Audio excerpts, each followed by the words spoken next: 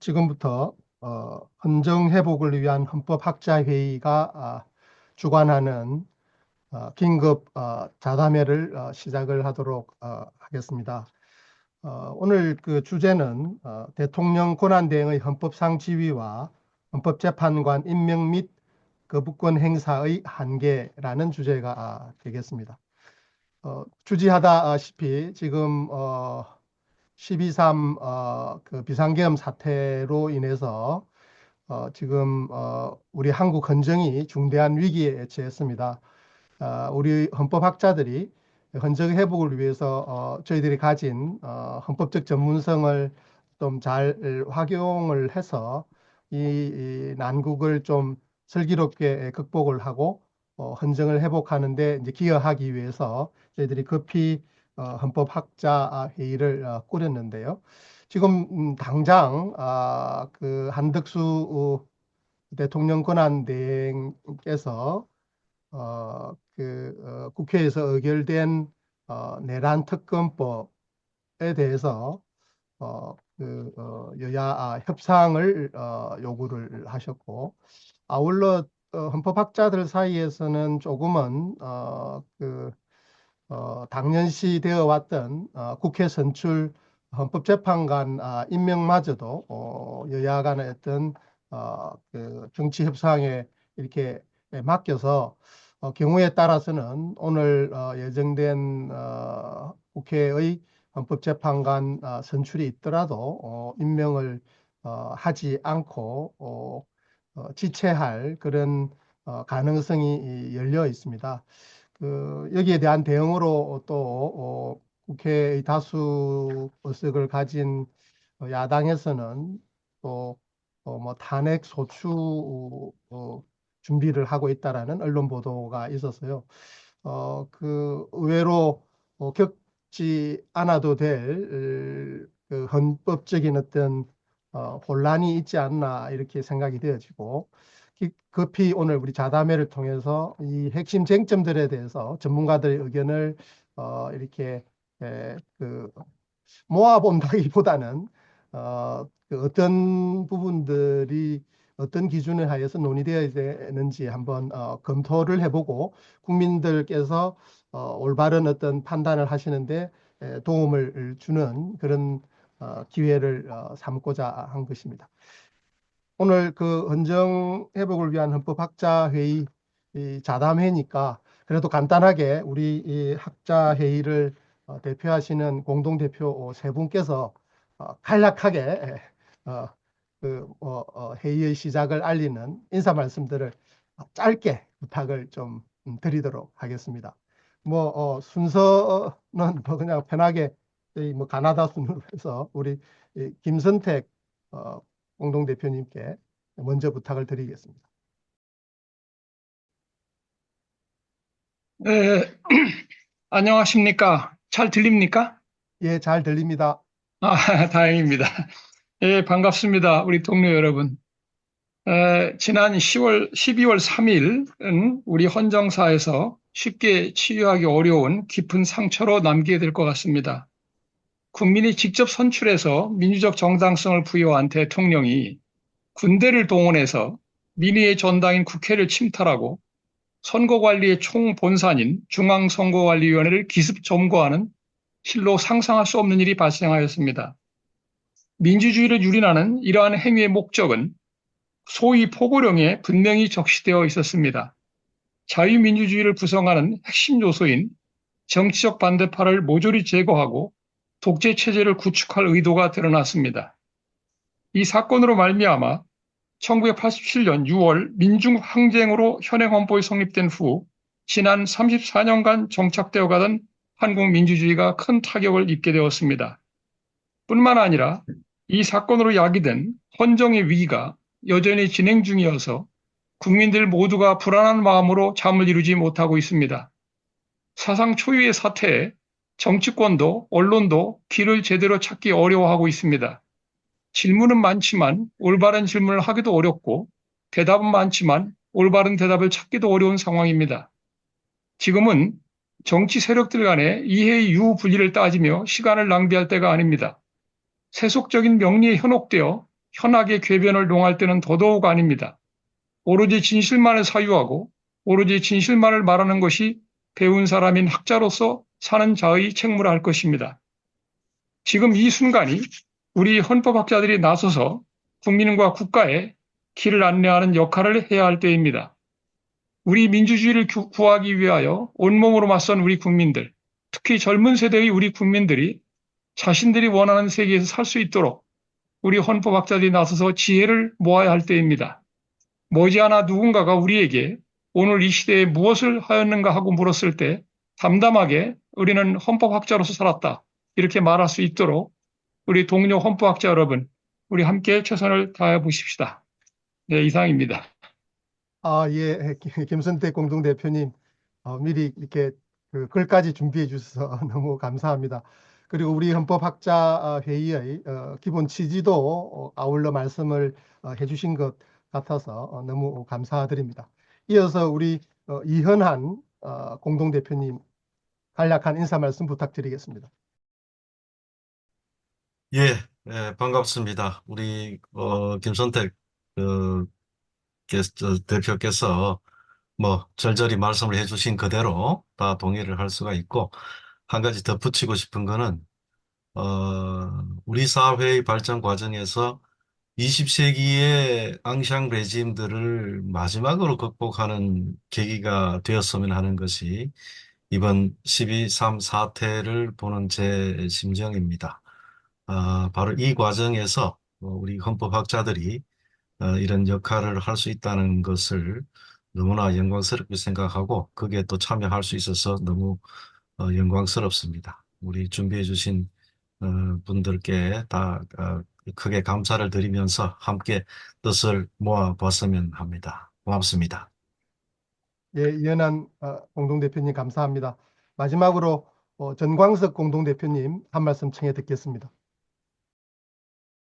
여러분 반갑습니다. 오늘 저희가 첫 번째 긴급 자담회를 하는데 그 활발한 좋은 의견을 부탁드리고 잘 듣도록 하겠습니다. 고맙습니다. 예, 세 분 공동대표님들의 개회 및 인사 말씀을 들었습니다. 오늘 그 자담회는 제가 그 사회를 맡아서 진행을 하겠습니다.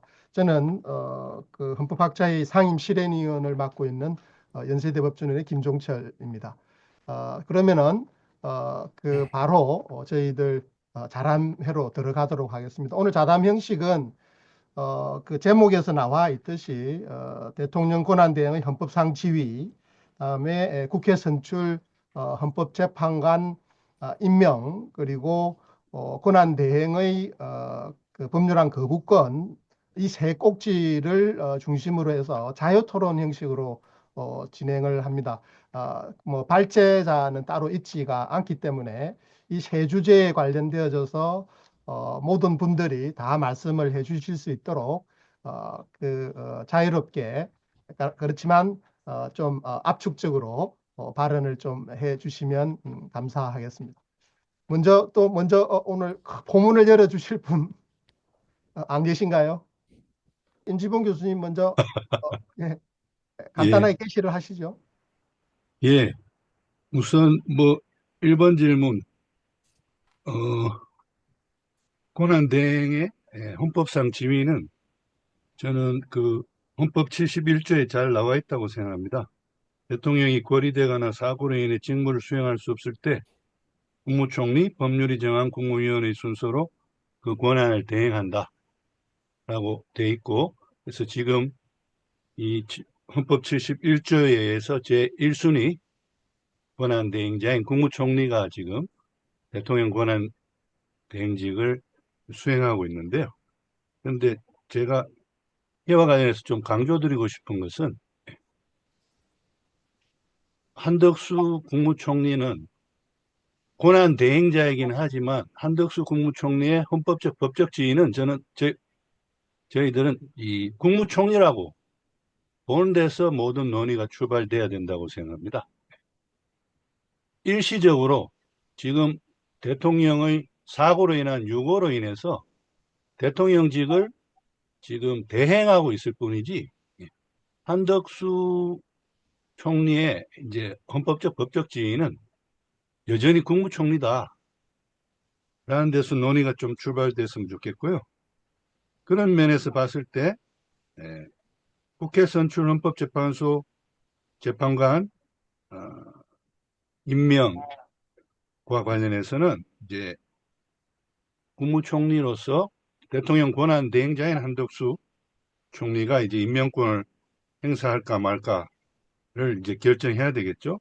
근데 여러 교수님들 잘 아시는 바와 같이 우리 헌법 111조 사망에 보면 상권분립 원리에 의해서 국회에서 선출한 사민, 대법원장이 지명한 사민을 이제 대통령이 임명한다라고 되어 있기 때문에 애초에 이 조항이 이제 상권분립 원리 차원에서 입법부에서 3명, 행정부에서 3명, 사법부에서 3명을 사실상 임명하는 거죠. 선출 지명이라는 용어를 쓰고 있지만, 그리고 잘 아시는 바와 같이 대통령은 그냥 형식적으로 임명장만 주는 식으로 규정되어 있다. 그렇게 봤을 때 권한 대행의 그런 권한 행사의 범위는 이제 우리 헌법이나 법률에는 명문의 규정은 없고, 우리 정광석 공동대표님 교과서에도 잘 드러나 있는 것처럼 소극적이고 현상유지적인 권한 행사에 머물러야 한다는 게 우리 헌법학계의 통설이었던 것으로 알고 있습니다. 그렇다면 국회 선출 사민에 대한 권한 대행의 임명권은 현상유지적 소극적 권한 행사의 범위 내에 들어가느냐, 이게 판단 기준이 돼야 될 것 같은데요. 앞에 말씀드린 대로 형식적 임명권이기 때문에 이것은 당연히 권한 대행이 현상유지적 소극적 권한으로서 임명장만 주는 거기 때문에 행사할 수 있다고 봐야 되지 않을까 생각하고요. 저는 오히려 만약에 한덕수 권한대행이 이거를 임명장을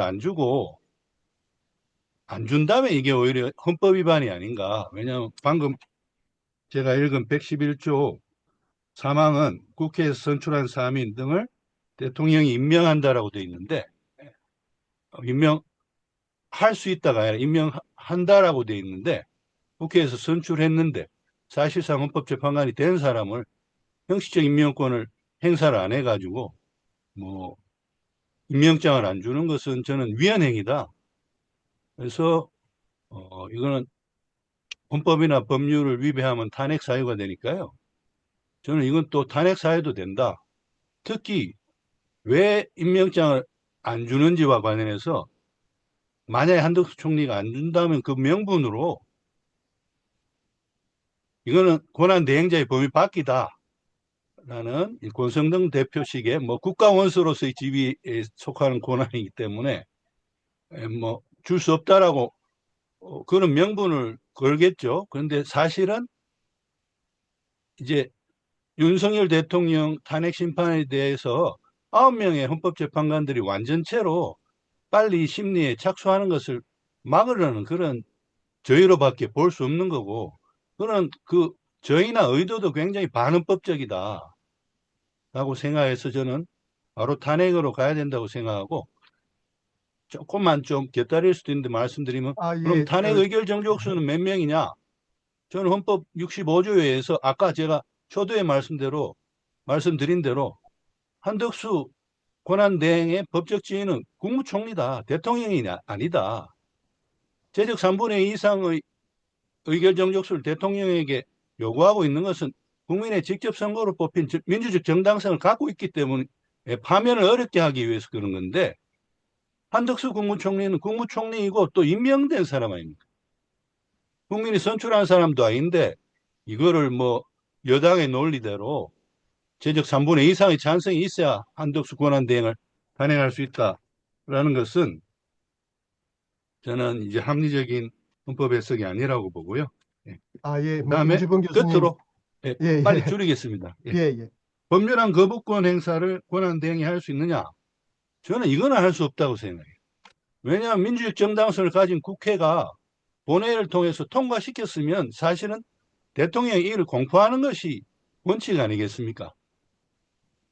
그리고 꼭 명백히 위헌성이 있고 집행부가 집행하기 곤란할 때 그건 예외적인 경우에만 사용하라고 예외적인 권한을 거부권으로 준 건데 하도 윤 대통령이 앞에 이걸 남발해가지고 우리가 이게 원칙 예외적인 권한이 아닌가 이렇게 착각할 정도인데 예외적인 권한이기 때문에 현상유지적인 권한 행사의 범위 안에서 봤을 때 거부권을 행사하는 것은 현상유지적인 권한 행사가 아니라 너무 적극적인 권한 행사. 그래서 법안에 대한 거부권을 행사할 수 없다. 특히 내란 특검법 등에 관해서는 이 한덕수 총리 본인도 지금 수사 대상자이기 때문에 이해 충돌의 문제도 있고 그래서 이 법률안 거부권을 내란 특검법 등에 대해서 행사하는 것도 저는 이것도 위헌이다. 이것도 탄핵 사유가 될 수 있다라고 생각합니다. 제가 말씀드린 거는 여러분들의 자유로운 논의를 끌어내기 위해서 실론적으로 말씀드린 거니까 좀 양해해 주십시오. 감사합니다. 예, 그 임지봉 교수님, 주요 쟁점들을 사실은 다 이렇게 터치를 해 주셔서 앞으로 좀 논의가 좀 더 자유로울 수 있을 것 같습니다. 예, 이어서 또 발언해 주실 분, 예, 우리 정광석 대표님.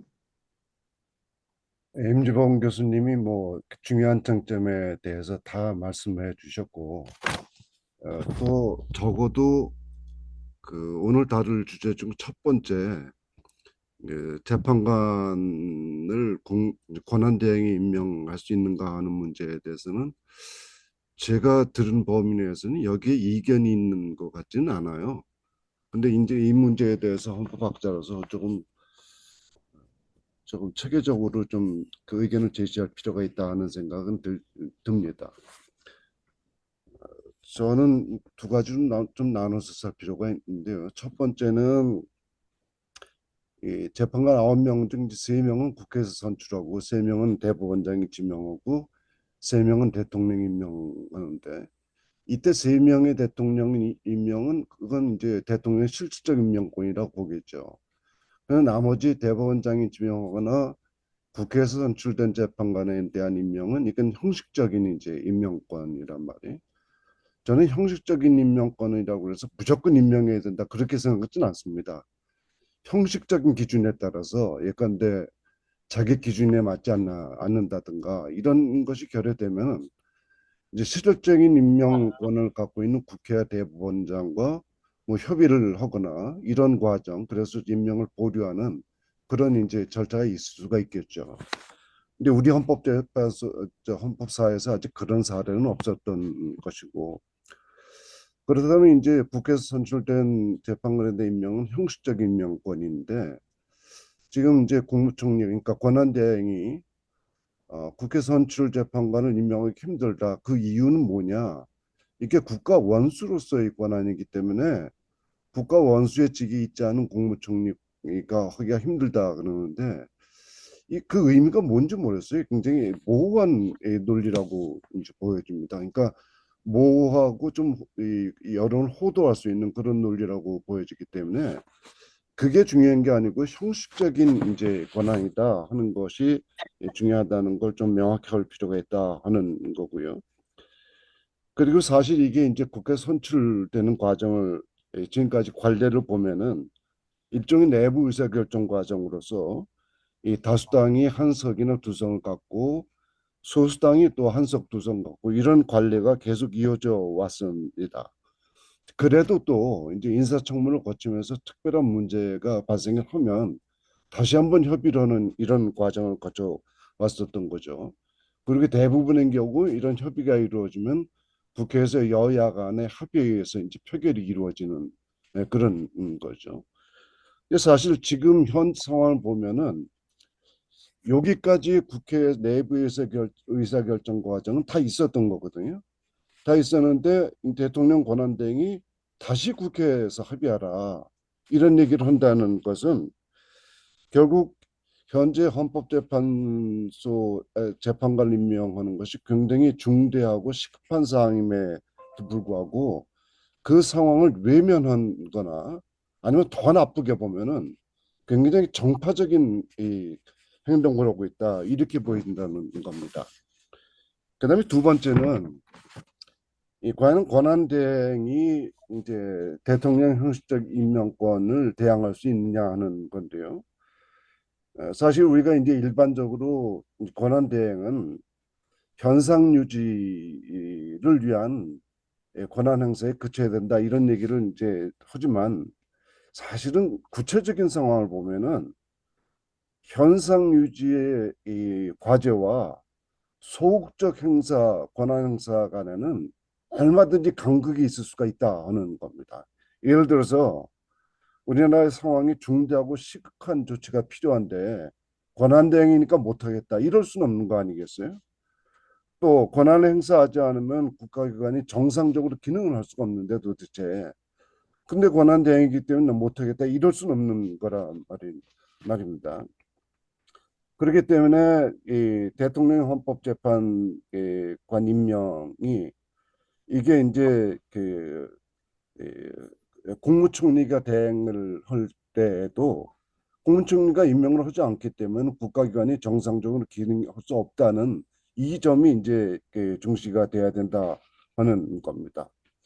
더해서 현재는 굉장히 특수한 상황인데 현재는 대통령 위헌 위법의 비상계엄을 이유로 해서 탄핵 소추가 의결돼 있는 상황이고 이런 비정상적인 상황을 정상적인 헌법 절차, 그게 탄핵 소추 절차죠. 정상적인 탄핵 소추 절차를 통해서 극복해야 되는 중대한 시기이다 하는 겁니다. 그렇다면 더욱더 권한대행이 무슨 소극적인 권한에 머물러 있어야 된다 이렇게 볼 수는 없다 하는 겁니다. 정리를 하면은 일반적인 상황에서도 정상적인 국가기관 운영을 위해서는 재판관을 임명해야 되는 거고 더구나 현재와 같이 특수한 상황에서는 더욱더 권한대행이 재판관을 임명해야 된다 하는 겁니다. 결론적으로 보면은 대통령 권한대행은 국회 선출 재판관 후보자를 임명해야 될 헌법적 의무가 있고 두 번째는 근데 이 일을 현재 위반하고 있고 세 번째는 더 나아가서 대통령이 갖지도 않은 대통령도 갖지 않은 국회 선출 3명 재판관 후보자에 대한 실질적 심사권을 권한대행이 행사하겠다고 이제 하는 것은 오히려 대통령의 권한을 넘어서는 초월적인 그리고 적극적인 헌법 위반에 해당한다 이런 생각이 듭니다. 이상입니다. 예, 정광석 대표님께서 조금 그 첫 번째 주제 국회 선출 헌법재판관 임명에 집중해서 문제점들을 지적을 해 주셨습니다. 기본적으로 뭐 형식적 임명권이라는 점이 강조되어져야 하고 소극적, 적극적 이런 구분보다는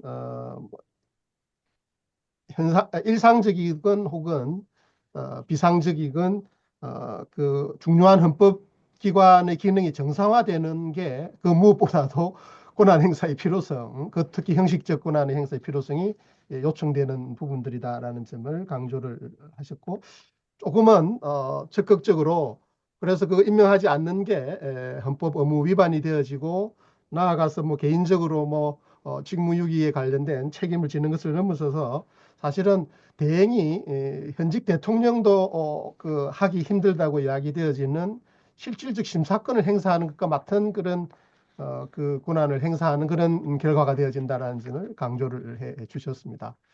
예. 제가 또 이렇게 사회자를 볼 때 이런 저희들이 헌법학자들이 보기에는 조금은 그 명확해 보이는 논점과 관련되어져서 생각을 좀 흐리는 부분들이 정광석 대표님께서도 말씀을 해주셨지만 국가 원수직을 대통령이 가지는 것과 행정부 수반으로서의 기능을 가지는 것이 지금 헌법상 구분되어 있는데 그것을 이 헌법재판관 임명을 할 수 없다라는 논구로 사용하고 있는 점, 그 의도는 좀 불명명하지만 결과는 정리를 해주신 것처럼 명확한데요. 이 부분의 좀 논리적인 그 문제점이랄까? 아니면 그 주장이 오히려 지당하다 이렇게 생각하시거나 여하튼 조금은 누가 의견을 좀 개진을 해주시면 어, 도움이 될 것 같습니다. 예, 우리 이현환 대표님, 예, 그 논의 예, 국가원수 직과 연계해서 좀 집중해 주시면 예, 감사하겠습니다. 그것도 뭐 제가 언급을 하겠습니다. 예, 권한대행이라는 것의 그 의미에 대해서 한 가지 좀 비유적으로 이 얘기를 하자면, 예, 근데 대통령은 대통령의 모자를 쓰고 있고, 총리는 총리 모자를 쓰고 있고, 쭉 이렇게 국무위원들이 각 부에서 각각의 모자를 쓰고 있는데, 예, 근데 대통령이 더 이상 그 모자를 쓸 수 없는 상황이 됐을 때 그 모자를 국무총리한테 넘길 때, 국무총리는 자신이 쓰고 있는 총리라는 모자를 벗어 던지고 대통령이라는 모자를 쓰는 게 아니거든요. 총리라는 모자는 그냥 쓰고 있고 그 위에다가 대통령이라는 모자를 다시 쓰는 것이고, 만약에 이제 총리 자신도 그 모자를 쓸 수 없는 상황, 총리로서의 모자를 쓸 수 없는 상황이 생기면 그 권한 대행이라는 대통령이라는 모자를 다음 기재부 장관이나 뭐 교육부 장관이 이런 식으로 법률이 정한 바에 따라서 이렇게 옮겨가는 것이지, 한 번 쓰고 나면은 총리라는 모자를 벗어 던지고 대통령이라는 모자를 쓰는 게 아니란 말이에요. 이제 그 부분에서 많은 분들이 좀 그 인식상에서 차이가 있는 것 같고, 그 다음에 대통령의 그 헌법기관 구성권이라는 부분에서 뭐 이것은 이제 법률기관 구성권이라고 하는 부분도 마찬가지로 포함이 됩니다만, 실제 우리 그 정광석 대표님 말씀하신 것처럼 대통령의 헌법기관 구성권 중에는 그것이 형식적인 의미에 그치기 때문에 반드시 그거는 권한이 아니라 의무라고 이해를 해야 된다는 얘기죠. 그래서 실제로 그 윤석열 정부 들어와서 제가 쭉 그 각 정부의 그 각 위원회들을 이렇게 살펴보면, 예컨대 국회나 혹은 대법원에서 추천하는 사람을 임명하게 되어 있는 위원회의 경우에 아예 임명을 하지 않은 채 그 이제 예컨대 그 개의 정족수만 되고 또 의결 정족수만 되기만 하면은 자리를 아예 결혼인 상태로 그냥 지속하는 예가 꽤 많습니다. 뭐 우리가 저기 원래 있었던 그 방통위 부분도 바로 그런 똑같은 사례이고, 그 외 비슷한 위원회들이 지금 뭐 그 제가 그 있었던 사학 분쟁 조정위원회 같은 데도 11명 정원인데 대부분 추천목 3명을 아예 임명을 안 한 지 벌써 6개월이 넘어가는 상황입니다. 그래도 8인이기 때문에 회의는 개최될 수 있고 결정을 할 수가 있는 구조이기 때문에 그냥 지나가는 겁니다.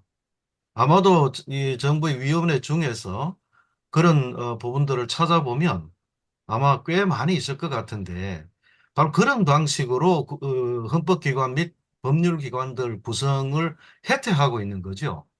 그건 말 그대로 반드시 해야 할 의무 사항임에도 불구하고 그러한 의무를 이행하고 있지 않은 겁니다. 이것도 사실 뭐 대통령에 대한 탄핵의 사유로서 위헌 위법인 행위, 의무인 것을 이행하지 않기 때문에 생겨나는 그런 부분이라고 할 수 있을 것 같고, 그다음에 이제 국가 원수로서의 지위이기 때문에 뭘 할 수 없다라고 하는 그 말은, 저는 그 말을 들으면서 그 형식적 임명권이라고 하는 것은 국가 원수들의 경우에는 오히려 그게 의무이거든요. 예컨대 우리가 뭐 영국 같은 나라는 군주가 있어서 그 국가 삼권의 입법, 행정, 사법의 모든 그 결정들에 대해서 뭐 사법부는 판결이 되겠습니다만 그것도 under the name of the king 이렇게 됩니다. 이제 그거는 뭐 영국이라는 나라의 특수성 때문에 그렇다 하더라도 우리 헌법의 그 기본적인 방식도, 예컨대 국가 원수라고 하는 지위가 있다 그러면은 형식적인 임명권에 관한 한에서는 거기에 전혀 이의를 달지 않은 채 거기에 실질적인 임명 권한을 가지고 있는 기관의 임명 절차를 거쳐서 그것이 만약에 받아들여지게 저 임명 요청을 받게 된다면은 이거는 무조건 임명해야 한다라는 의미로 받아들여야 된다라는 거죠. 그래서 그, 그 여당에서 국가 원수로서의 지위이기 때문에 못한다라고 하는 말은 제가 도저히 이해가 안 돼서 이거 무슨 뜻으로 저런 말을 할까? 오히려 국가 원수는 그 어떤 의미에서 보면은 뭐 대외적인 지위 또 뭐 과거에 뭐 요신 시대 때 영도자로서의 지위니 하는 이런 엉뚱한 말도 있긴 했습니다만 이제 그때는 실질적으로 이제 규범적으로도 지배할 수 있는 구조였기 때문에 그런데 지금은 전혀 그런 우리 헌정 체제가 아닙니다. 그렇다면 오히려 국가 원수로서의 지위에서는 그건 당연히 해야 할 일인데 그걸 근거로 못한다? 뭐 저는 뭐 과문한 탓인지 그것 자체는 도저히 이해가 안 되는 그런 의견이었습니다. 그래서 예. 뭐 요런 정도로만 일단 얘기를 하고 또 나중에 또 추가적인 부분 말씀드리죠. 예. 예, 감사합니다.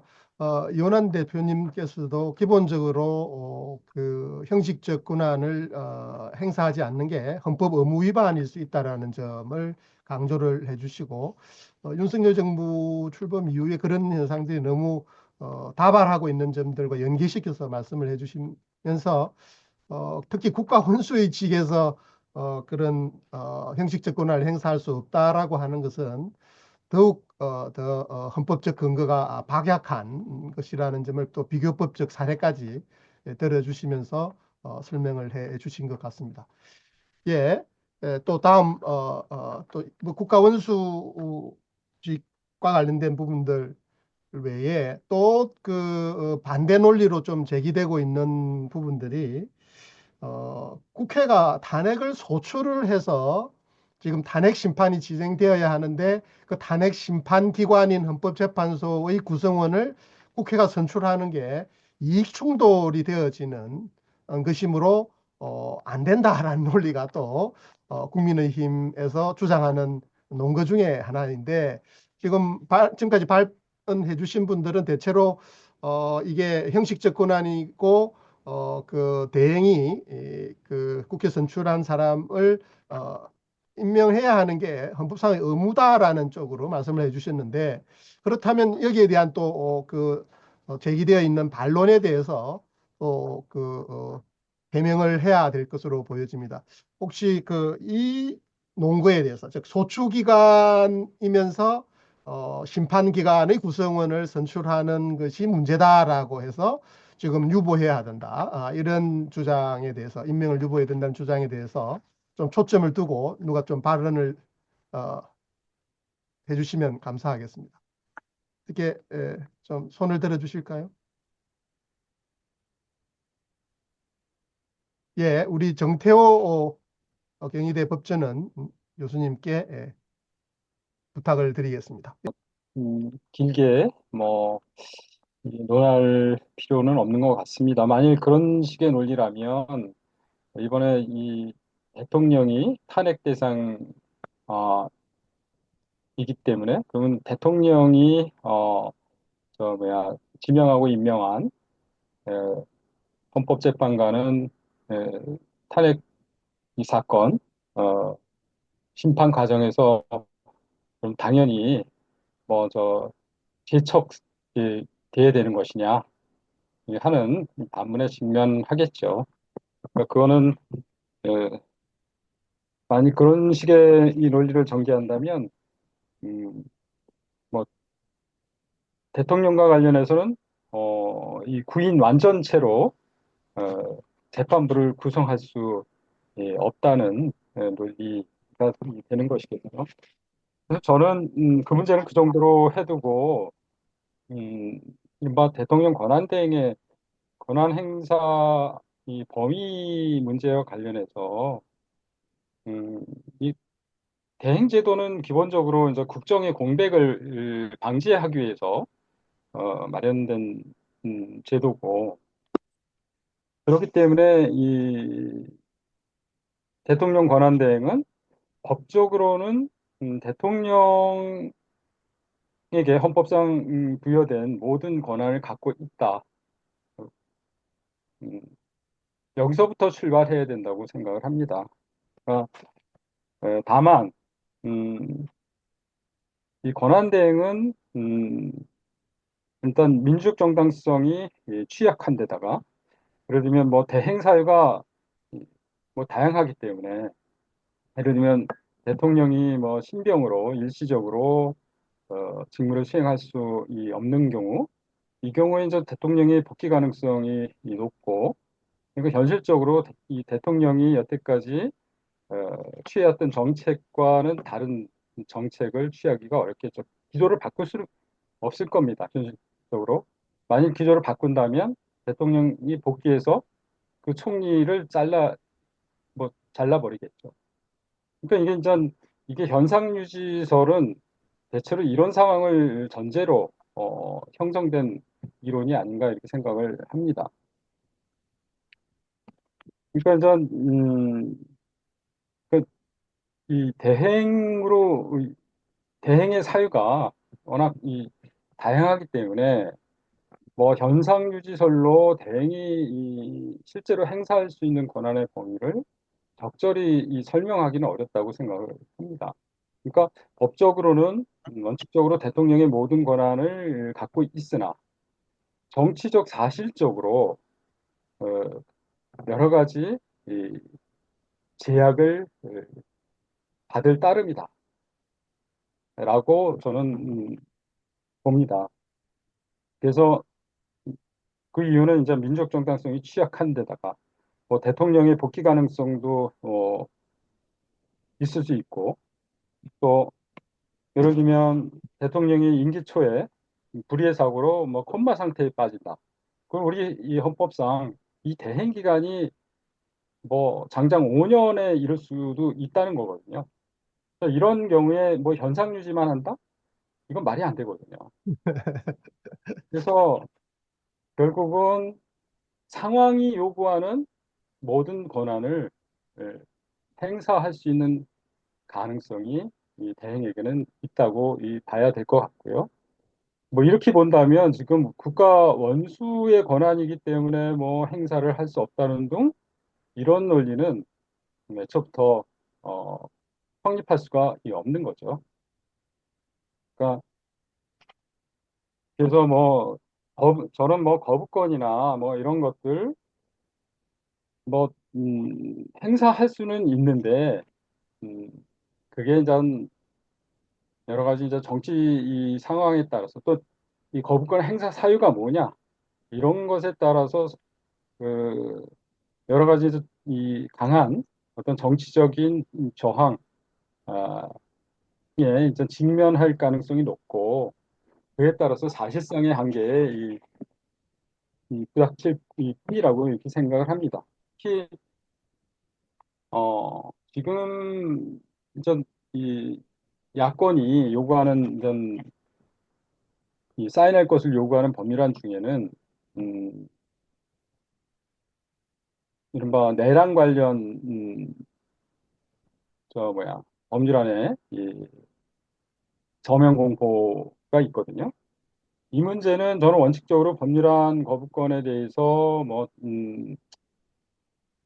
이른바 이 소수파 정부가 자기를 방어하기 위한 그런 수단이기 때문에 원칙적으로 가능하다. 다만 자기 개인적인 이해관계를 관철하기 위한 그러니까 예를 들면 윤석열 대통령의 경우에 자기와 또는 자기 부인 그 처가 쪽에 대한 수사를 막기 위한 법률안에 대한 거부권 행사 이런 것은 이른바 공직 공직에 부여된 권한의 한계를 넘는 것이다. 애초부터 모든 공직자에게 주어진 권한은 공익을 위해서 부여된 것이고, 그런데 그 사적 이익을 관철하기 위해서 이 권한을 행사할 수는 없다. 그런 한계에 직면한다고 저는 생각을 합니다. 그래서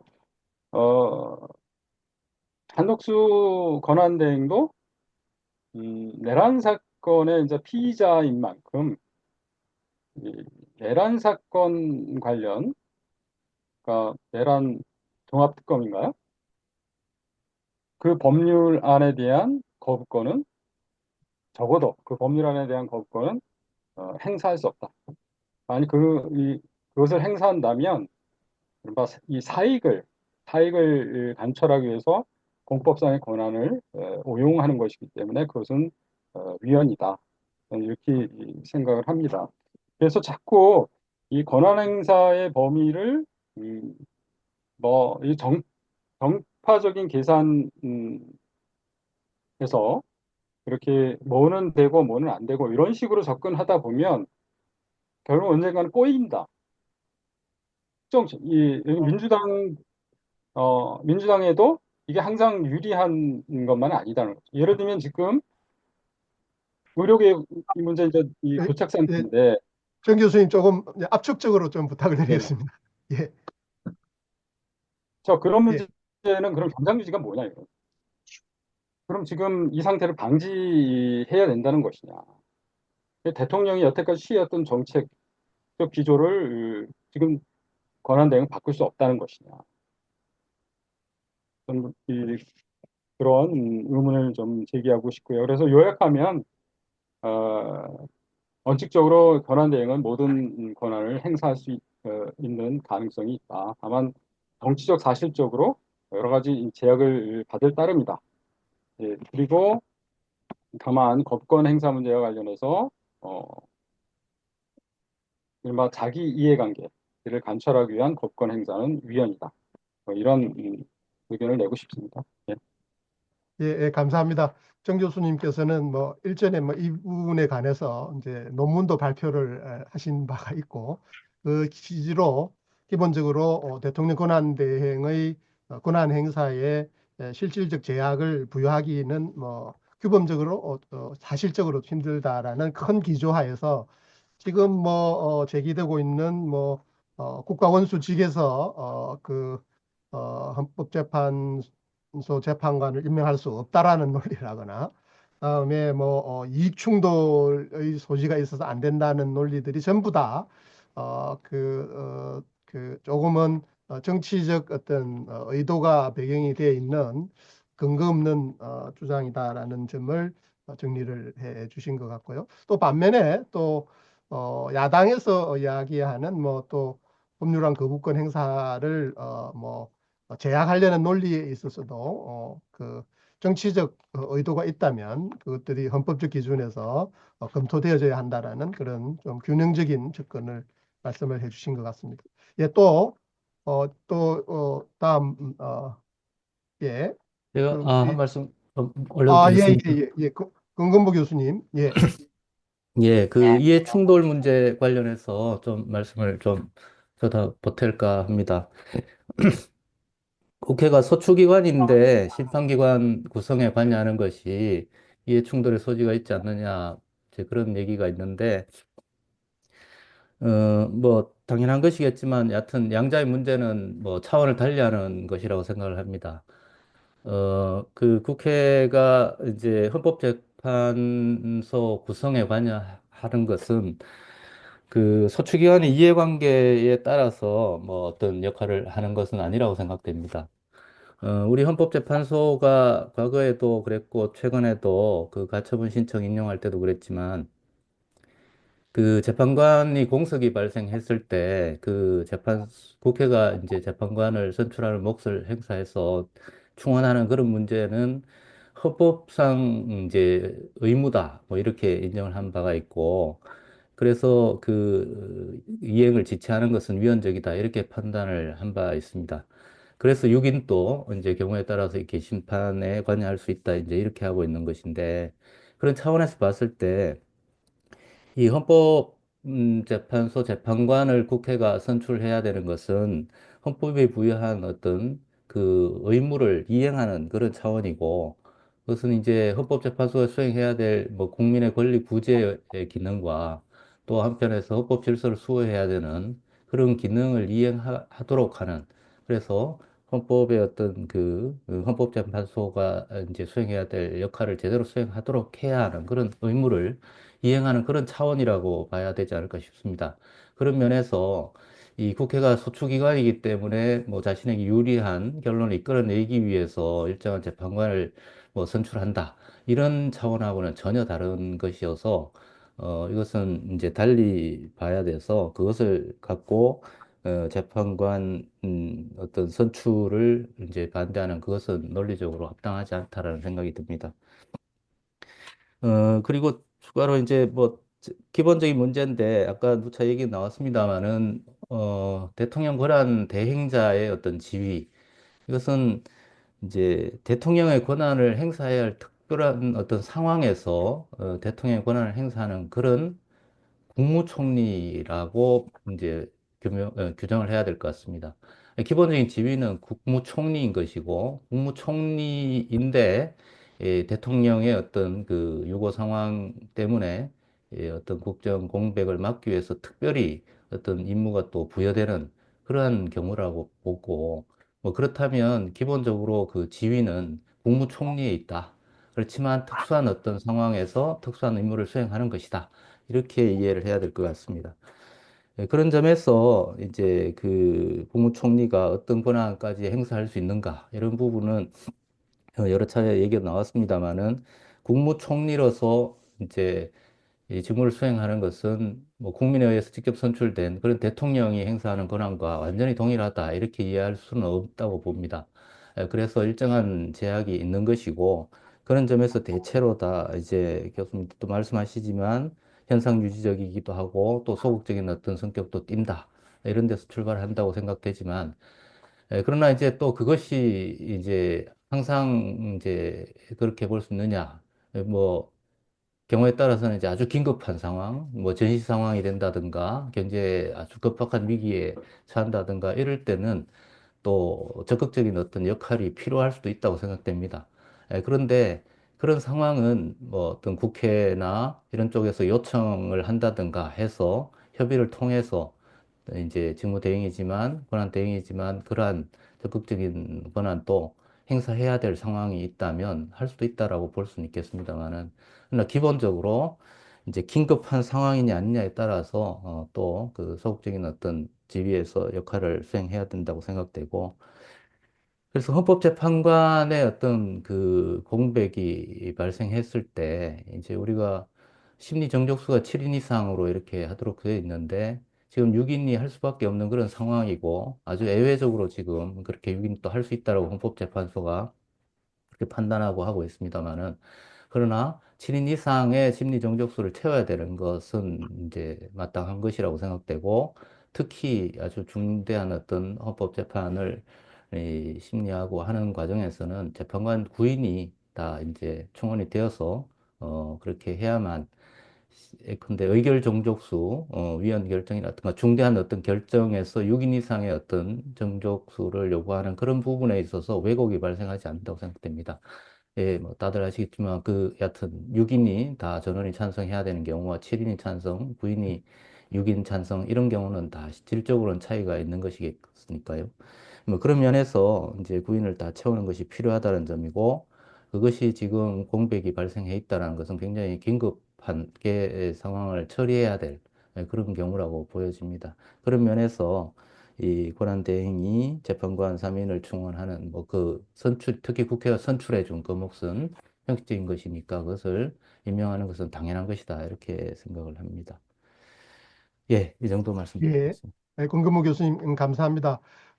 앞서 말씀해 주신 정태호 교수님하고는 권한 대행의 지위에 있어서 사실은 또 약간은 정반대의 위치에서 현상 유지설을 취하시면서도 긴급한 요청이나 사항이 있는 경우를 예외로 두어야 한다라는 취지에서 전제를 하시고 지금 상황은 특히 이제 헌재와 같이 탄핵 심판을 수행해야 하는 기관의 공석은 헌법을 수호해야 되는 그런 기능에 굉장히 장애를 초래하는 그런 긴급성이 있기 때문에 채워지도록 권한을 행사하는 게 필요하다라는 취지로 말씀을 해주십니다. 그 헌법 이론으로서 전문성의 바탕에서 입장은 다르지만 이 사안과 관련되어져서는 의견이 모아지는 그런 경우다 이렇게 볼 수 있겠습니다.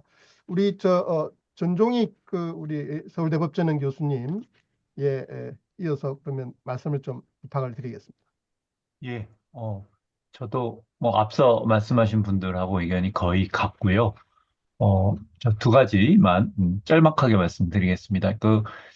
저, 뭐, 모두가 다 아까 말씀하신 것처럼 저 국회 국회의 헌법재판관 임명과 관련해서 추천한 임명과 관련해서는 당연히 그거는 어, 이 대행의 의무라고 저는 생각을 하고요. 기본적으로 국가기관의 권한은 개인적인 권리하고는 다르다고 저는 생각을 합니다. 모든 국가기관의 권한은 행사를 해야 하는 의무가 있는 거고요. 거기에서부터 우리가 출발을 해야 되는 것은 아닐까. 권한이니까 내가 뭐 안 할 수 있다. 이렇게 생각하는 건 아닌 것 같아요.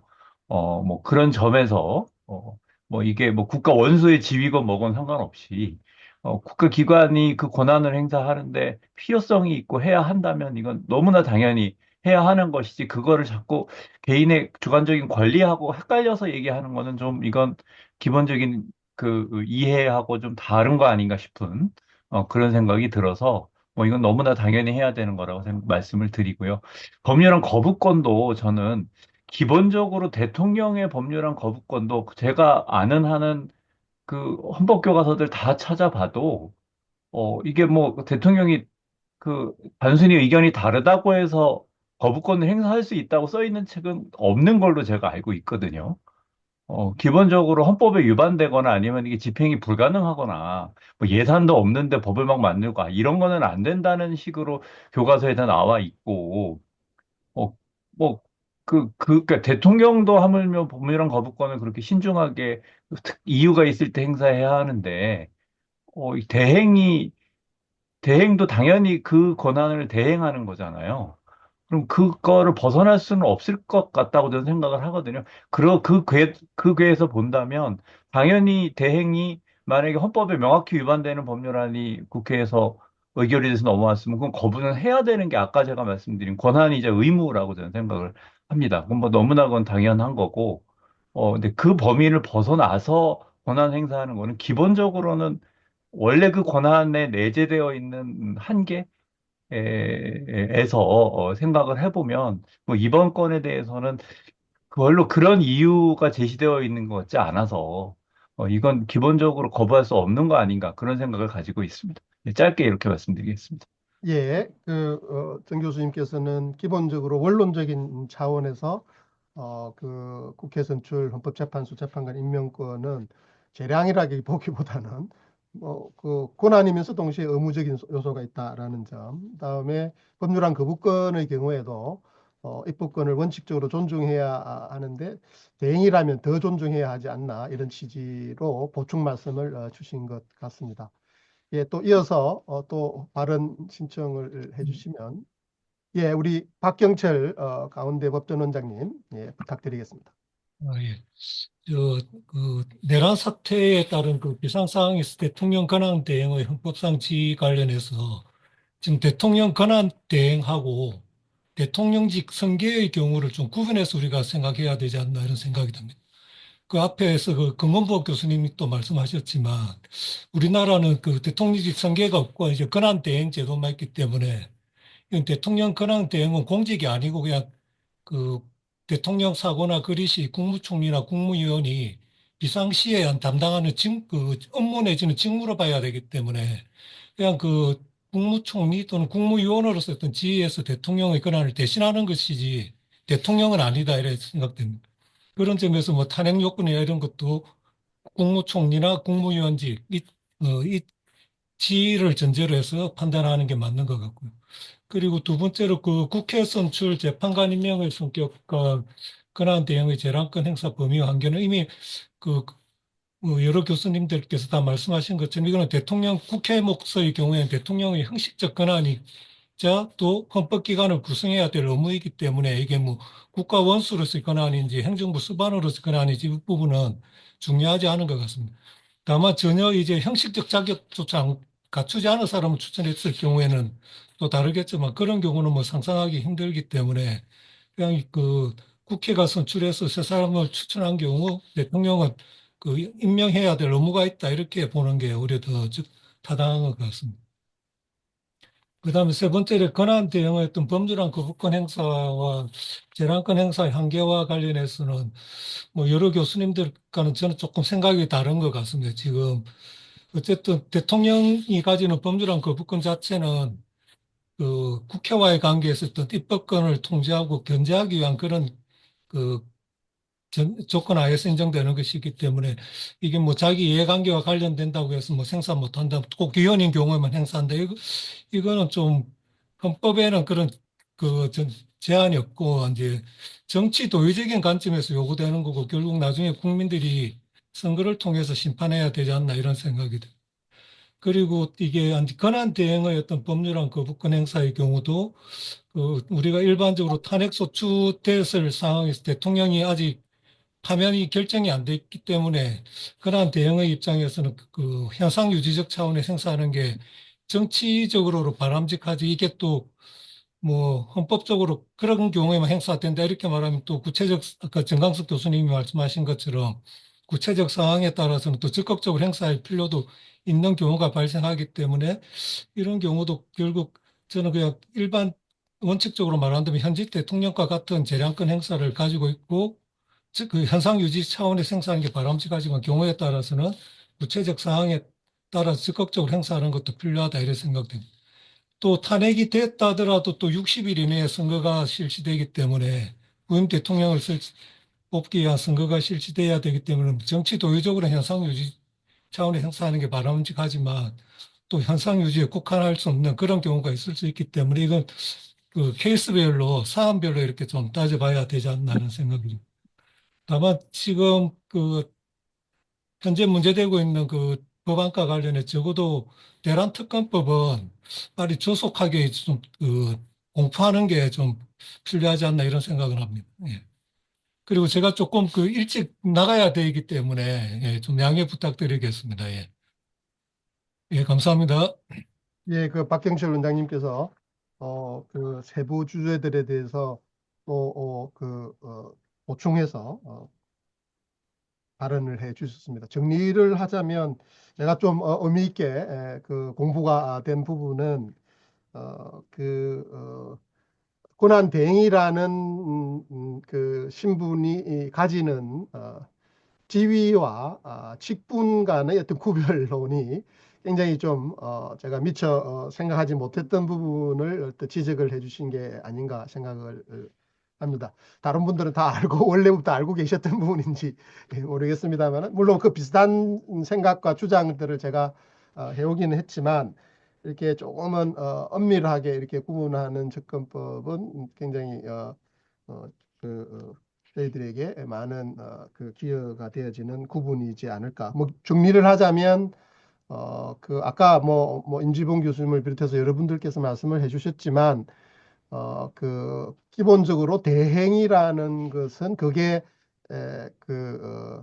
신분이 아니다. 신분상 지위를 가지는 게 아니고 기능을 수행하는 것이다. 직문을 수행하는 것이다라는 것이고요.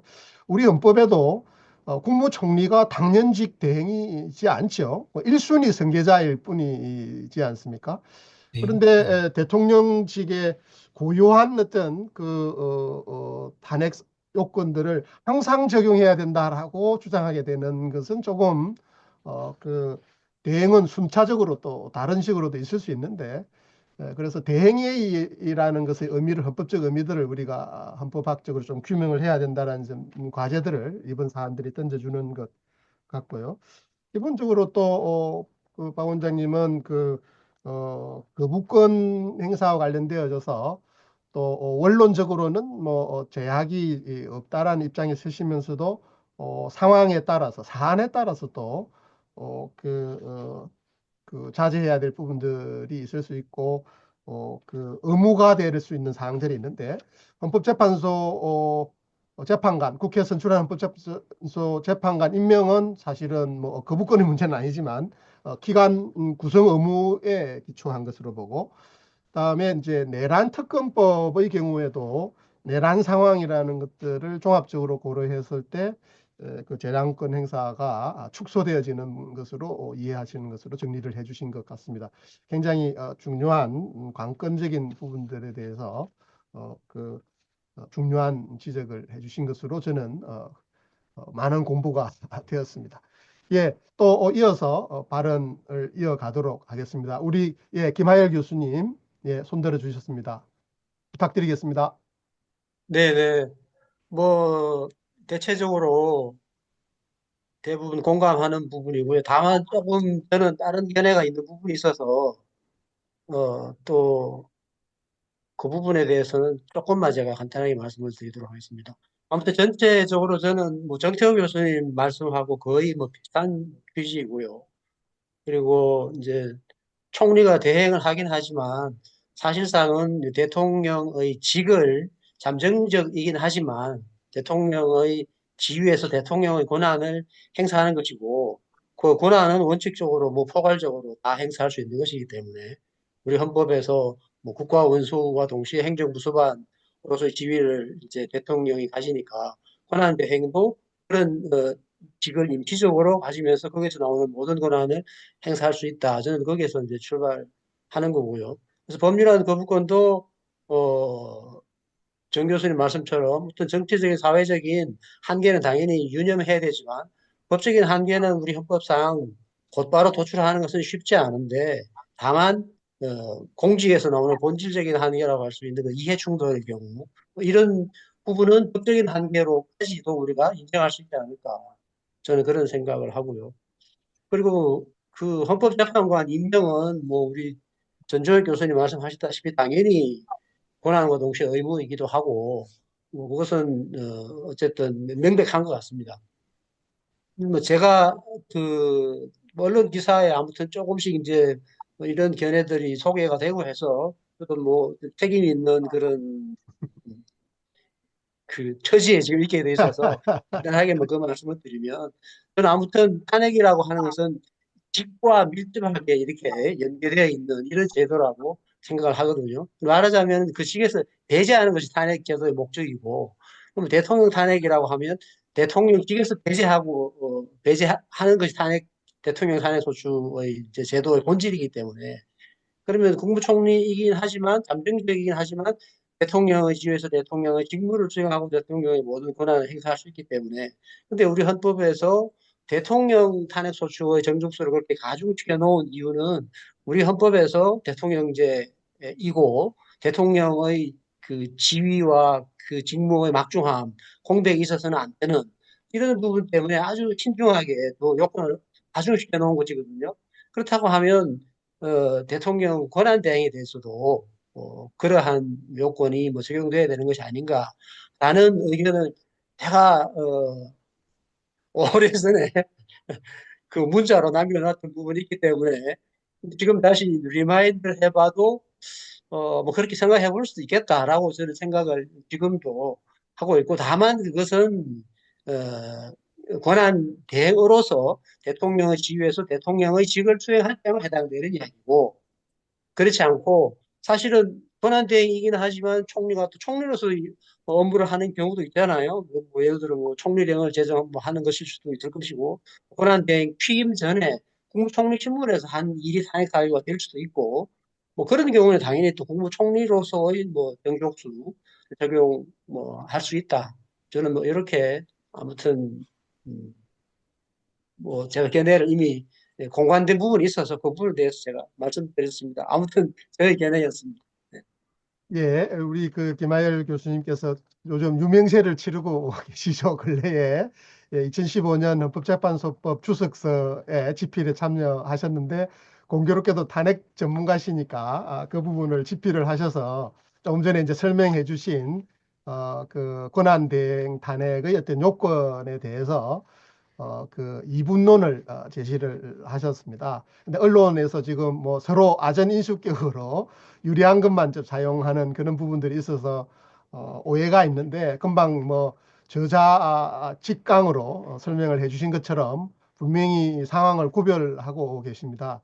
근데 조금 오늘 논의와 좀 구분되어지는 아까 우리 박경철 원장님하고 조금 다른 부분들이 대행의 어떤 그 직무상으로도 그게 부여되어지는 그 헌법적 가중치가 있다라는 점을 강조를 하시고 그래서 대행의 경우 탄핵 소추권은 그 대행이 되어지는 원래의 직에 준해야 된다라는 의견을 말씀해 주셨습니다. 근데 이게 절대적인 기준이 아니고 엄연히 그 이중적 지위를 가지는 대행이기 때문에 그 대행직을 맡기 전에라거나 혹은 뭐 어떤 경우가 상정될 수 있을지 가상적일 수는 있지만 그 본래의 직분, 즉 총리의 직분에서 행하는 부분들에 관련되어서 탄핵 요건은 당연히 그 국무총리의 탄핵 소추 요건과 정족수에 적용되어진다라는 이 분론을 말씀을 해주셨고, 역시 오늘 뭐 논의를 해보지만 우리 헌법적 전문가들이 모이니까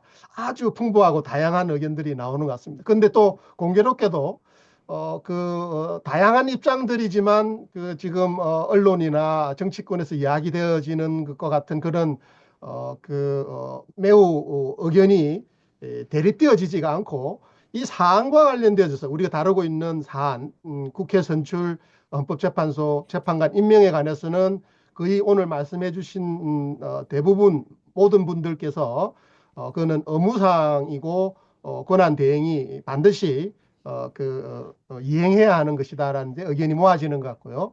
법률안 거부권과 관련되어서는 아주 좀 이론적으로는 굉장히 상반되는 대립이 있는 것 같습니다. 원칙적으로 무제한이다라는 입장, 도식적으로 양분을 해보면 또 한쪽은 현상 유지에 집중해야 된다라는 그런 입장입니다.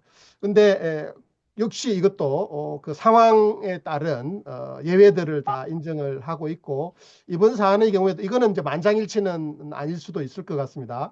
이 법률의 내용과 상황에 따라서 조금 유동적일 수 있다라는 의견들이 지금 놓아진 것으로 제가 중간 결산을 해서 보고를 한 혹시 제가 뭐 좀 무리한 정리를 했다라고 생각하시면 또 지적을 해주시면 감사하겠습니다.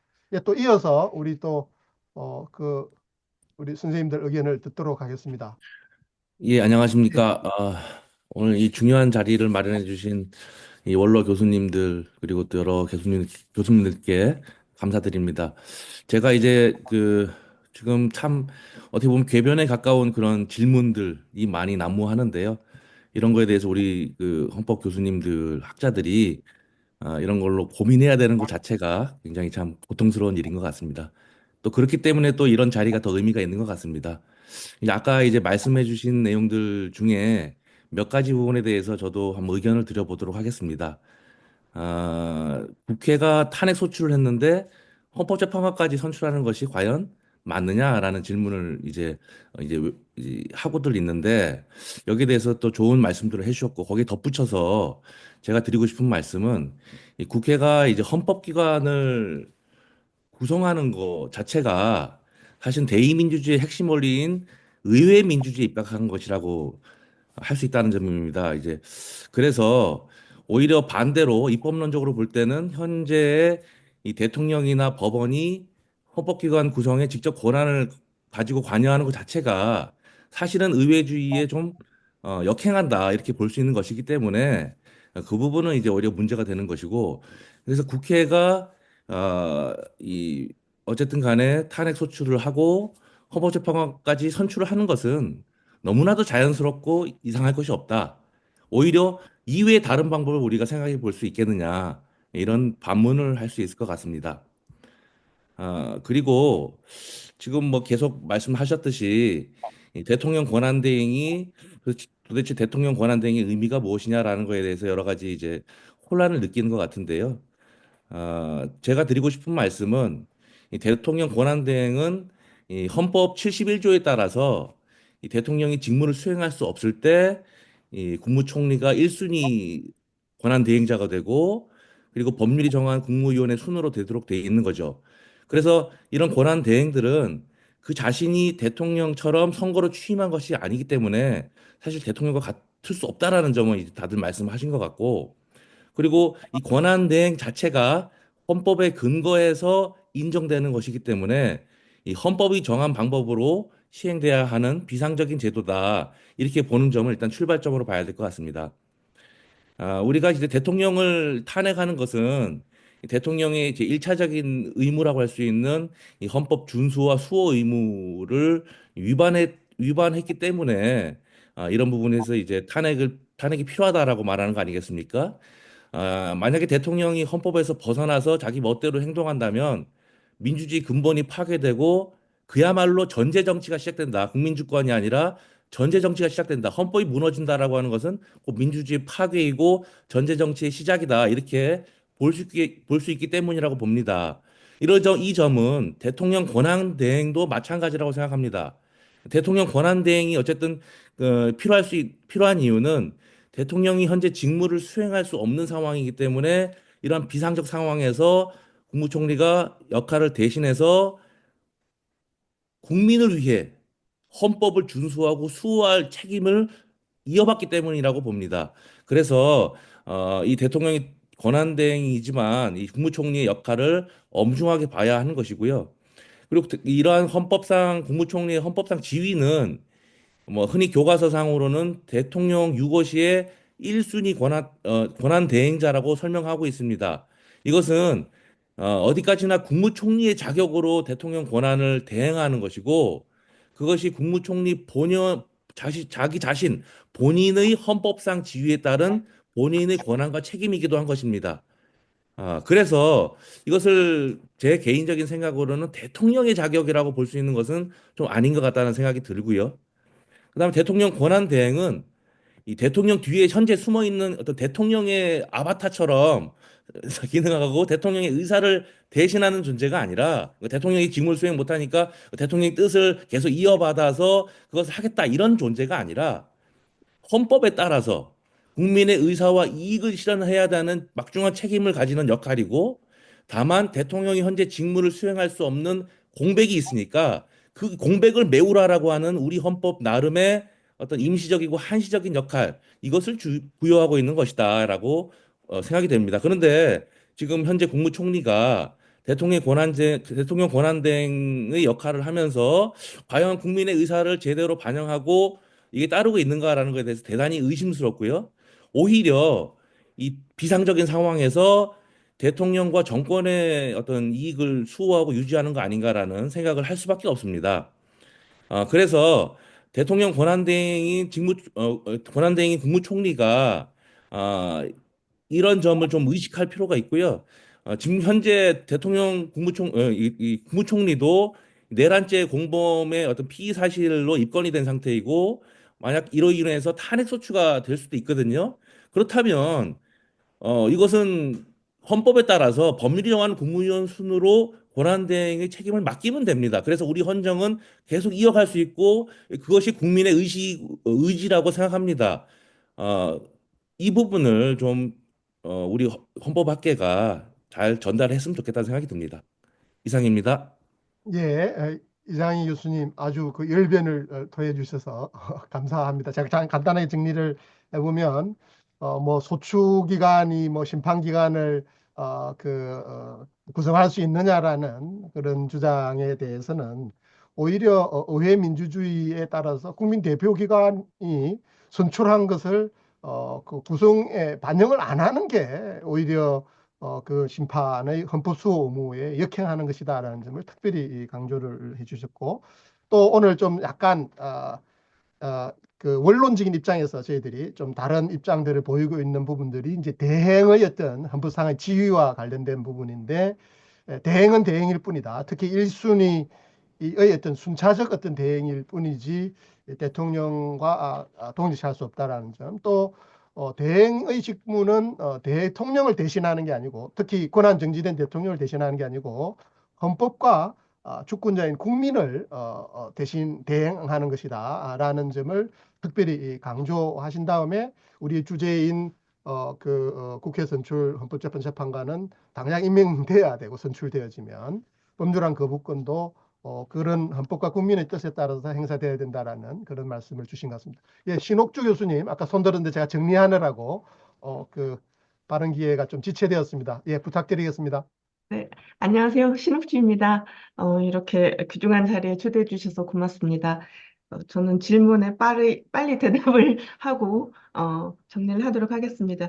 저는 대통령 권한대행의 헌법적 지위는 국무총리라고 생각을 하고, 아까 이제 다른 교수님들께서 말씀을 하신 대로 우리 헌정사의 공백을 메꾸기 위한 한 방법으로 대통령의 직무가 탄핵 의결로 정지가 되었을 때 그 직무를 수행할 수 있도록 해서 대통령의 직무를 수행하고 있을 뿐이지 대통령직을 이어받는다는 그런 의미는 전혀 아니라고 생각을 합니다. 그래서 국무총리로서 대통령의 직무를 받고 있는 상태이고 헌법적 법적 주인은 국무총리라고 저는 그렇게 생각을 하고요. 그 다음에 이제 뭐 이게 충돌이 있어서 헌법재판관 3인을 임명할 수 없다는 말은 너무나 모순적이라고 생각을 합니다. 일단 대통령의 탄핵 권한은 국회의 권한이고 그리고 헌법재판관의 구성권도 국회의 권한이기 때문에 헌법재판관을 구성할 권한을 행사를 했는데 이것을 어떻게 이익 충돌로 볼 수 있는 것인가 하는 그런 이제 의문이 듭니다. 저는 헌법재판관 구성권을 삼권분립 원칙에 따라서 뭐 국회, 대통령, 어, 사법부가 구성한다는 것 자체에 반대를 하지만 어쨌든 우리의 헌법재판관 구성은 그렇게 삼권분립 원칙에 따라서 구성한다고 교과서에서도 배우고 그렇게 가르치고 있습니다. 그래서 국회의 권한인 헌법재판관의 3인에 대한 구성권을 행사를 하고 아무런 헌법적, 법적인 어떠한 규정에 위반 없이 인사청문 특별위원회까지 다 거쳐서 의결을 한 사안에 대해서 대통령이 그리고 또 권한 대행이 거기에 거부권을 행사할 수 있는 아니면 임명을 하지 않는 뭐 어떠한 이유도 찾아볼 수는 없다고 생각을 합니다. 그래서 이렇게 국회에 헌법기관 구성권을 대통령이 임명하지 않는 그리고 대행이 임명하지 않는 것은 헌법의 위반이고 삼권분립 원칙에 위반하는 헌법기관 구성권의 어떤 국회 권한 침해다. 저는 이제 그렇게 생각을 해보았습니다. 권한대행으로서 법률안에 거부권을 행사할 수 있는가? 이 사안에 대해서는 이제 권한대행의 업무 범위가 현상 유지이면서 소극적인 업무를 수행하는 것이다 하는 그 관점에서 보았을 때 저는 원칙적으로는 행사하지 아니해야 한다는 그런 입장입니다. 그러니까 우리 헌법에서는 대통령이 법률안 거부권 행사에 어떠한 제한이 없고 그냥 통상적인 학설로 뭐 헌법 위배라든가 이행 불능이라든가 이런 것들을 이야기를 하고 있지만 우리가 미국식의 대통령의 그 법률안 거부권과는 전혀 질적인 차원의 그런 법률안 거부권을 이해를 하고 있기 때문에 일반적으로 행사할 수 있는 권한이다. 이렇게 보기에는 저는 어렵다고 생각을 합니다. 이제 과거에 그 윤석열 대통령이 법률안 거부권을 행사할 때는 굉장히 이상한 이유도 많이 제시를 했었지만 아마 이제 학자들의 어떤 조언을 들어서인지 후반기로 갈수록 계속 헌법 위반이라는 이야기를 많이 하고 있습니다. 그렇지만 헌법 위반은 헌법재판소의 관할이기 때문에 판단은 헌법재판소에 두어야 되지. 대통령이 법률안 거부권을 행사를 하면서 제1차적으로 헌법 위반이라는 것을 전면에 내세우는 것도 저는 문제가 있다고 생각을 합니다. 그래서 소극적인 그러한 권한 대행의 입장에서는 국회가 다수결의 원칙에 따라서 정상적으로 법률안을 가결을 하고 정부에 이송을 했으면 특별한 사유가 없으면은 공포를 해야 되는 것이 저는 바람직하다 이렇게 생각을 합니다. 네, 이상입니다. 예, 신옥주 교수님 감사합니다. 조금은 다른 각도에서 기존에 나왔던 이제 저희들이 쟁점에 대해서 말씀을 해주셨는데, 그 보충 말씀이셨고, 특별히 제가 이제 기억에 남는 꼭 상기시켜야 될 것은, 그 탄핵 소추권과 국회가 선출하게 된 헌법재판소 재판관 선출권은 헌법이 보장해서 동시에 이행하도록 되어 있는 각각의 권한이기 때문에 이게 이충돌이 논리하고는 차원이 다르다라는 점을 명쾌하게 정리를 해주신 부분이 특히 저희들이 기억에 남지 않나 이렇게 생각이 되어지고요. 그 거부권과 국무총리 대행의 지위와 관련되어져서도 그 국무총리의 무게를 주고 또 현상 유지설에 무게를 두는 그런 입장에서 보충 말씀을 해주신 것 같습니다. 어느덧 저희들이 나름 열심히 그 토의를 하다 보니까 저희들이 예정한 시간이 이제 거의 다 되어 갑니다. 근데 아직도 발언을 안 하신 분들이 계시지만 오늘 뭐 저희가 긴급 자담회가 이것으로 끝나지 않고 그 앞으로 계속 그 탄핵이 진행 중이기 때문에 계속 이어져야 하지 않을까 생각을 합니다. 그래서 예, 우리 김선택 공동대표님 그 정리 겸해서 의견 발언 듣는 것으로 예, 부탁을 드리겠습니다. 네, 오늘 아주 좋은 의견들을 많이 들었습니다. 도움이 많이 됐고요. 우리 그 학계나 언론이나 또 정치권에서도 우리가 오늘 나눈 대화를 듣게 되면 많이 도움을 받을 수 있을 것 같습니다. 지금 여러분 말씀하신 거 몇 개를 정리해서 말씀드리고 제가 조금만 추가해서 말씀드리자면 그 대통령 권한대행의 지위에 관한 말씀이 있었는데 우리 그 헌법에서는 대통령은 권한을 대행하는 거, 대통령이 사고로 직무를 수행할 수 없을 때는 그 권한을 대행한다 이렇게 되어 있는데 정보조직법 22조에 보면 국무총리의 경우에는 사고로 인해 직무를 수행할 수 없으면 직무를 대행한다. 참 재밌죠? 헌법의 71조의 권한대행과 정보조직법 제22조 직무대행은 같은 말일까요? 다른 말일까요? 이거 다른 말로 볼 이유가 하등 없을 것 같습니다. 그러니까 결국 직무를 대행한다는 얘기죠. 그렇게 된 이유는 직무가 정지돼서 수행할 수 없기 때문에 탄핵의 경우에는 직무가 정지돼서 수행할 수 없는 상황이기 때문에 당연히 직무 대행자가 필요한 것뿐입니다. 그리고 아까 두 분이 말씀을 주셨는데 미국의 경우에는 그 대통령이 그 거리가 되면 그냥 승계되죠. 부통령이 그냥 승계됩니다. 존 타일러 부통령이 해리슨 대통령이 죽었을 때 그냥 자기가 부통령이면서 대통령을 그냥 하는 바람에 이게 전통이 됐고 나중에 이제 법률로 규정이 되게 헌법에 들어갔죠. 수정헌법으로 들어갔는데 25조인데 어찌됐든 뭐 미국은 그렇게 승계가 되고 이제 사고의 경우 우리가 같습니다. 하여튼데 지난 2021년도에 보면은 그 바이든 대통령이 수술할 때 카말라 해리스가 85분간 직무대행한 적도 있어요. 이걸 우리가 어떻게 대통령직을 그 85분 동안 수행했다고 어떻게 말합니까? 저는 그렇게 볼 수 없을 것 같고 이거는 그냥 뭐 권한대행은 직무대행으로 봐서 일시적으로 잠정적으로만 그 직무를 그냥 대신하는 것에 불과하다. 이렇게 권한대행의 지위를 그렇게 보는 게 옳다라는 생각이 들고요. 그 다음에 지금 말씀 나온 중에 보니까 그 헌법재판관 임명을 할 때 지금 제가 유심히 들은 게 뭐냐면 그 소추기관이 어떻게 심판기관을 구성하냐 이런 말인데 그건 그렇게 말하면 안 되죠. 왜냐하면 국회가 하는 건 헌법기관을 구성하는 거지 특정 심판 사건에 영향을 미치는 그런 기관 구성이 아니에요. 일반적인 거죠. 그러니까 국회에서 3명 선출해서 보내면 헌재가 구성되는 것 뿐이지 특정 심판 사건 같은 거 대통령 탄핵 사건을 예로 들면 그 경우 미국이 그러지 않았습니까? 미국이 대통령, 부통령 러닝메이트로 출마해서 당선이 되고 그 부통령이 상원의장이 되잖아요. 그러니까 미국이 그뿐만 아니라 미국의 경우에는 상원의 동의를 받아서 대법관을 다 대통령이 임명한단 말이에요. 그러니까 미국에서 탄핵 제도를 짤 때 하원에서 일단 탄핵 소추를 하면 이게 대법원에 가져갈까 하다 보니까 대법원의 대법관을 다 대통령 임명이 곤란하단 말이에요. 그러니까 상원으로 가지 않았습니까? 뿐만 아니라 대통령 탄핵일 때는 상원 의장이 부통령이니 곤란하니까 부의장을 빼고 연방 대법원 대법원장이 가서 재판장을 하는 시스템 아닙니까? 근데 우리는 그렇게 취하지 않았어요. 그렇게 하지 않고 그냥 그 3부에 나눠줘서 이제 공정하게 한번 해보자. 이렇게 구성을 한 거 아닙니까? 그렇게 했는데 만약에 대통령 탄핵 사건이 있을 때 국회 소추한 3명의 몫에 대한 걸 자꾸 이의제기를 하는데 그렇다면 이게 특정 심판 사건이 되는데 이건 제척 기피로 해결해야지 이걸 3명 선출해서 보내는 걸 시비 걸면 안 되는 거예요. 그럼 좋다. 제척 기피 제도로 가보자. 이건 그럼 대통령 탄핵하지 말자는 얘기입니다. 아니 피소추자가 임명한 3명 어떡합니까? 뭐 당연히 제척돼야지. 그렇다면 그러니까 소추자인 그 국회 선출 몫을 그 선출하지 말래거나 제척하자고 얘기해버리면 아니 그러면 피소주차가 한 건 더더군다나 그 피소주차가 그 이거 뭐 임명한 것인데 그럼 그거 제척돼야 되지 않습니까? 그럼 6명 빠지면 이제 헌재는 끝난 거 그럼 탄핵 못하는 거네 아예?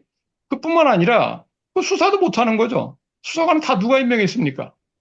그럼 대통령에 대한 일체의 사법적 책임을 추궁하지 말라는 얘기예요? 그건 말이 안 되는 얘기고 아예. 그래서 저는 이게 이 소추기관이니까 뭐 심판기관을 구성하면 안 된다는 이런 논리는 성립될 수 없다는 생각이에요. 이건 우리가 헌법 제도적으로 그렇게 결단을 한 겁니다. 그렇게 만드는 거고 그 국회에서 선출한 목 중에 어떤 특정한 인물에 대해서 뭐 제척 기피 사유가 있으면 그때 심판 과정에서 다투면 되는 문제지 아예 처음부터 국회 선출하면 안 된다고 말하는 건 논리가 전혀 성립하지 않는다 이렇게 생각이 되고 그다음 마지막 문제인데 법률안 거부권 문제인데 대통령 권한대행의 법률안 거부권 행사에 관해서는 양론이 있는 것 같아요. 지금 들어보니까 거부권이라는 것이 뭐 범위가 포괄적이기 때문에 대통령 대행이니까 대통령의 일반적 권한을 전부 다 대행하는 게 맞다라는 견해도 있고 그러나 어떤 여러 가지 뭐 그 사정이 있을 때는 그 거부권 행사를 좀 제한하다. 특히 이제 이번 대통령에 관련된 그 문제가 내란 특검이니 뭐 김건희 특검 같은 경우에는 이해상충 문제가 있으니까 좀 거부권 행사에 한계를 거해야 된다 이런 얘기도 있는 것 같아요. 근데 제 견해를 말씀드리면 일단 대통령 권한대행의 경우에는 우리 헌법에도 그 권한을 대행한다고 돼 있지 않습니까? 그러니까 대통령의 권한으로 되어 있는 헌법과 법률의 모든 권한을 일단은 대신 수행할 수 있어야 됩니다. 왜 그러냐면 어떤 사태가 발생할지 모르기 때문에 어떤 긴급한 사태가 있어서 정말 대권적 권한을 사용할 수밖에 없는 경우도 있을 수 있어요. 그럴 때 우리가 대권적 권한은 안 된다라고 했을 때 대처할 수 있겠는가 상황을. 그러니까 그건 어렵다는 생각이 드는데 그러나 다만 사건의 성질에 따라서 우리가 사물의 본성이라는 게 있지 않습니까? 이치에 전혀 안 맞는 행동을 하면 안 되죠. 예를 들면 보세요. 현직 대통령이 지금 이제 그 직무를 수행 중에 있다고 생각해 봅시다. 만약에 미국식으로 대통령 탄핵 소추가 가결돼도 직무가 정지 안 되는 그런 시스템이라고 쳐보자고요, 우리나라가. 그럴 경우에 만약에 지금 대통령이 내란 혐의가 있어서 수사를 진행하고 있고 또 그 이유로 탄핵 소추 가결됐다. 직무는 정지돼 있지 않다. 미국 같은 경우에. 그럴 경우에 만약에 대통령이 이런 내란 특검에 대해서 거부권 행사할 수 있겠는가 한번 생각해 보십시오. 그건 있을 수 없는 거죠. 명백한 사법방해입니다. 그러니까 내란 특검이라는 건 결국 대통령이 내란 혐의에 대한 수사를 하겠다는 건데 그걸 방해하는 거예요. 그래서 명백한 탄핵 사유입니다. 미국도 여러 차례 탄핵 사건이 있었고 그다음에 그때마다 옵스트럭션 저스티스라는 거죠. 사법방해가 중요한 탄핵 사유가 됐습니다.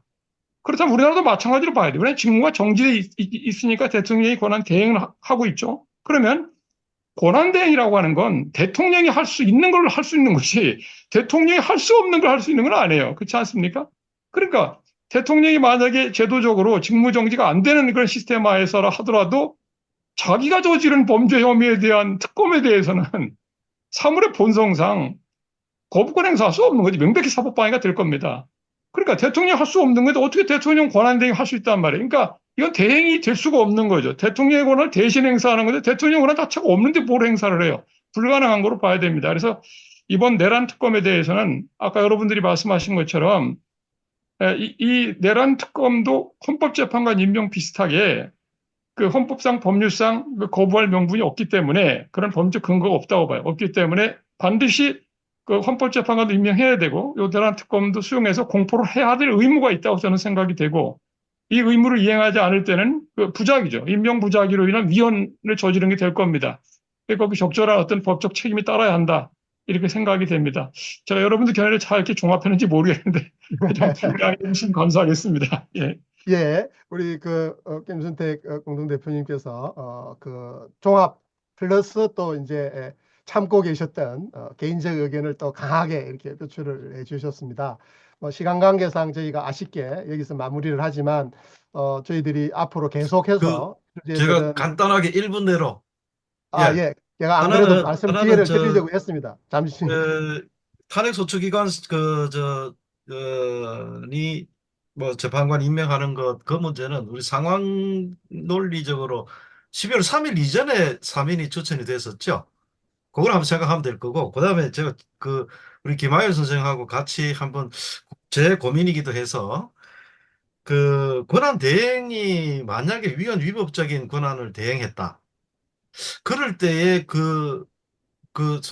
탄핵 소추의 그 정족수가 이제 과반 4분의 2 이렇게 보통 일반적으로 이제 얘기를 하고 김하열 선생님도 그렇게 말씀해 두셨던데 오히려 대행하는 자가 잘못했으니까 대행하는 그 사람을 기준으로 의결 정족수를 정해야 되는 거 아닌가 하는 의문이 제 머릿속에 계속 남아서 한번 계속 고민해 보자라는 생각이 들어서 말씀을 드려봅니다. 예, 마칩니다.